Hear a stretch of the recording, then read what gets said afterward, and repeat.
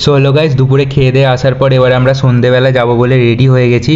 তো চলো গাইস, এবার আমরা লিফটে এসে গেছি। লিফটে করে আমরা নিচে চলে যাব, দেন আমরা যাব নিউ দীঘার মার্কেটে যাব, দেখবো সন্ধেবেলার ভিউটা কেমন লাগে। তো লিফটে করে আমরা এখন নিচে যাচ্ছি।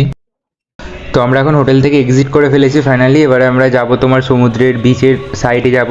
তো যেহেতু আমাদের হোটেলটা ছিল সমুদ্র থেকে অনেক দূরে, তাই আমরা একটা টোটো করে নিলাম সমুদ্রের ধারে যাওয়ার জন্য। তো চলো গাইস, এখন আমরা যাই।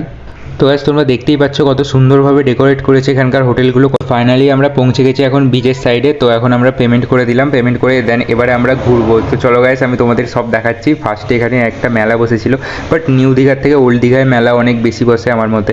তো এখানে আমরা কিছু জিনিস দেখছিলাম এখন, যেটা পছন্দ হয় কি না। এখন আমরা বসে আছি সমুদ্রের ধারে, যে পাথরগুলো রয়েছে সেখানে আমরা বসে আছি, বাট অন্ধকারের জন্য আমি তোমাদের কিছু দেখাতে পারলাম না ভিউটা।